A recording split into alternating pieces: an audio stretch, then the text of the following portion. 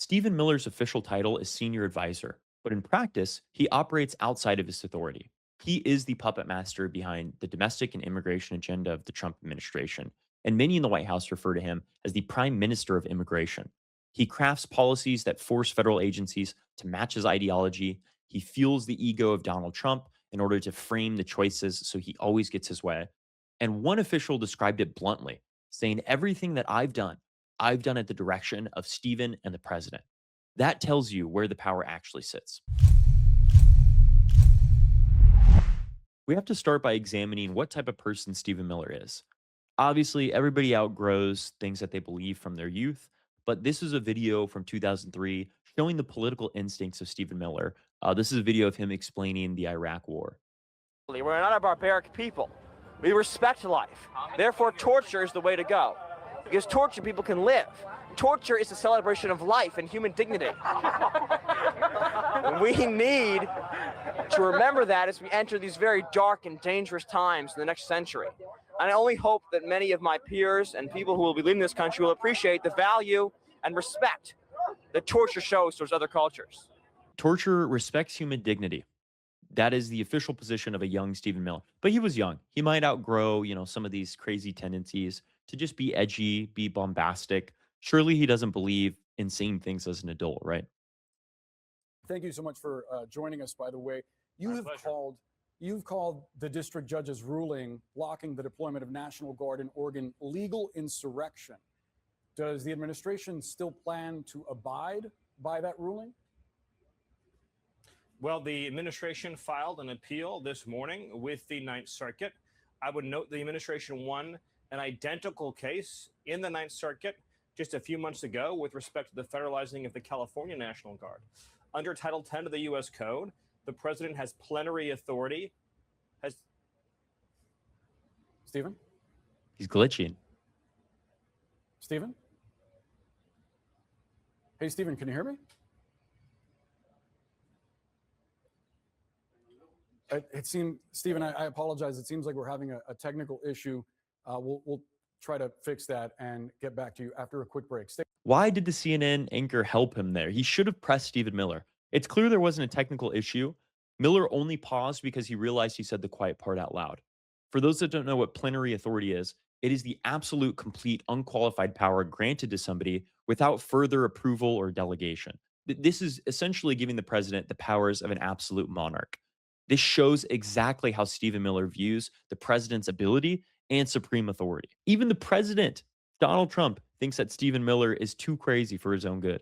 This is him speaking of Miller last October. Didn't get elected. I did get elected for crime, but I didn't get elected for what we're doing. This is many, many steps above. And I want to thank Stephen Miller, who's right back in the audience right there. I'd love to have him. I love watching him on television. I'd love to have him come up and explain his true feelings, but maybe not his truest feelings. That might be going a little bit too far. But Stephen, thank you for doing an unbelievable job. And the people of this country love you. No, the people of this country don't love you. Even conservatives who say that they believe in limited government should be axiomatically opposed to everything that you believe in, Stephen. The president should have checks and balances. That's the point of federalism.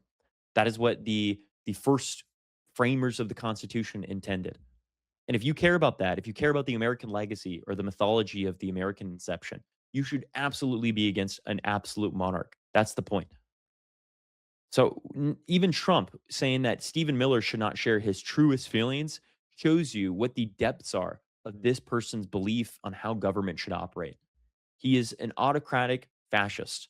Full stop. This article from CNN explains how Stephen Miller micromanages Trump's immigration policies. Stephen Miller has sought this week to distance himself from the recent fatal shootings in Minneapolis and the administration's miscalculated response. But more than anyone, Miller has been the overall architect of Trump's aggressive deportation push, encouraging heavy-handed operations in blue cities and urging agencies to cast a wide net to meet hefty arrest quotas.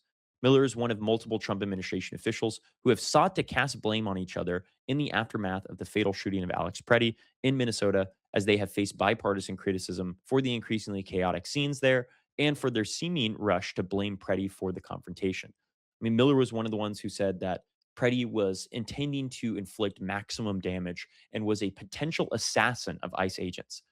Then footage after that release that Alex Preddy had damaged an ICE vehicle earlier. It was about a week prior, spit on ICE agents. It showed that he clearly has contempt for ICE officials. But the scuffle that happened after he broke the taillight of a car showed that Alex was subdued by different ICE agents while he had his firearm on him, did not discharge the weapon, did not initiate force against the ICE agents in particular, which should give you every indication of how Alex Preddy views his ability to use his firearm. He was not trying to assassinate ICE officials. He would have done so in that scuffle. He would have used that as justification if he was trying to look for any excuse to shoot an ICE agent, which is clearly not the case. He was a law abiding gun owner who was there to protest unlawful detentions made from a federal agency who doesn't care about checks and balances. That is full stop the exact story. Miller, a former Senate aide who has long been fixated on immigration policy, joined Trump's 2016 presidential campaign during its early stages and was the rare White House aide to serve the full 4 years of his first term. He has become even more powerful during Trump's second term, weighing in on a wide range of issues as Trump and his aides have sought to transform Washington. One White House official laughed at the prospect of Miller being fired over the Minneapolis response. Trump is hesitant to talk about getting rid of someone who has been here for a few weeks, let alone someone who has been with him for more than 10 years. It's not even on his radar. So Trump loves the guy. Trump does not care about what he's responsible for in regard to bad immigration policy or over enforcement. Trump will defend him till the end because that's what Trump cares about is loyalty. And as long as Stephen Miller doesn't criticize the president will employ him as the senior advisor for as long as possible. But just because Trump has supreme loyalty to Stephen Miller does not mean that skepticism isn't growing amongst White House officials and senior Republicans in both chambers of Congress. This article from Political shows Trump officials trade blame as political pressure mounts over Minneapolis. The attempts to shift liability show the White House views the shooting as a major political vulnerability. The finger pointing within the president's inner circle over the administration's response to the killing of a second person in Minneapolis is in full force. The Department of Homeland Security on Wednesday said the two agents who fatally shot Alex Preddy have been on leave since Saturday, contradicting insistence by now sidelined Border Patrol Commander Gregory Bavino that the agents were working in other cities. Tellingly, key administration officials are also distancing themselves from the narrative they used in the immediate aftermath of Preddy's killing when they accused the 37-year-old ICU nurse of being a domestic terrorist who wanted to massacre federal agents. Department of Homeland Security Secretary Kristi Noem, who said Preddy was there to perpetrate violence, was following Deputy Chief of Staff Senior Stephen Miller's lead, according to a report in Axios. Miller, in turn, blamed Custom and Border Patrol for faulty information and potentially not following White House instructions. Faulty information. Stephen Miller accused Preddy of this 30 minutes after he was killed. That shows you the type of diligence that Stephen Miller is putting into the information that he receives. Why are you blaming Border Patrol when you, as a senior White House official, are reporting on this before an investigation has even taken place? But as agencies continue to leak against each other, officials are contradicting public statements that are given. Trump world is fracturing, not over an injustice, but just over who gets blamed for that injustice. The one thing that remains consistent is Stephen Miller is in charge. The strategy is not shifting, and the pressure on blue cities will continue. But here's the most dangerous part in all of this. If the person making key decisions in the White House isn't behind a podium or able to be punished by voters, there is zero accountability. Cabinet secretaries can be forced to resign. Spokespeople can be fired. Agency heads can be reshuffled. But Stephen Miller cannot leave his post unless Donald Trump explicitly asks him to. And we know that Trump will not be doing that. He will remain in control, and the machine will keep running the exact same. Alex Preddy's death is not exposing a rogue agent, it exposes a power structure where the American people aren't able to hold accountable the main man that is puppeteering everything behind the scenes. Let's watch the full connection of who's blaming who in the White House.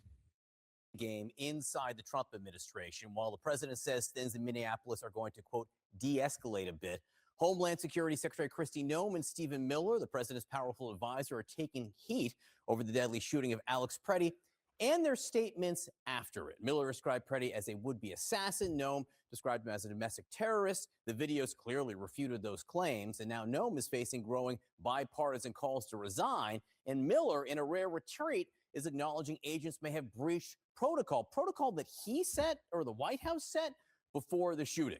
With us now, CNN's Betsy Klein and Jeff Zeleny. And first, I just want to hold up a flow chart, friend, of my understanding of the blame game here. There you can see, Homeland Security Secretary Kristi Noem is blaming Stephen Miller. Stephen Miller I'm loving the seems to official be documents blaming from CNN. Customs and Border Protection.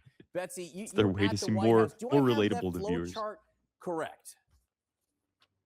I think that's about an accurate assessment, John. And I just want to point to you to this very remarkable statement to our colleague Kristen Holmes from Stephen Miller yesterday. As you said, in the immediate aftermath of federal agents' killing of Alex Pretty on Saturday, we heard Stephen Miller go to social media almost immediately. He referred to Pretty as, quote, a domestic terrorist, also a would-be assassin. And you can believe that he was behind a lot of the messaging that was coming from this White House. But then yet last night in this statement to our colleague Kristen Holmes, he says, quote, the White House had provided clear guidance to DHS that the extra personnel that had been sent to Minnesota for force protection should be used for conducting fugitive operations to create a physical barrier between the arrest teams and the disruptors. He goes on to say, we are evaluating why the CBP team may not have been following that protocol. He also says that some of the original statements that were coming from the Department of Homeland Security were, quote, based on reports from CBP on the ground. So clearly shifting blame there and notably not disputing that he was involved in those statements. And that really is exposing how corrupt this power structure is. Stephen Miller is unaccountable to voters. He can do whatever he pleases, and Donald Trump can utilize his input in order to implement policy that affects residents here in the entire country. The most vulnerable places right now are being abused by federal injustice at the hands of a man who was not voted for. That really is the question. How long can a system survive when the most powerful person in the room is somebody that was never voted in?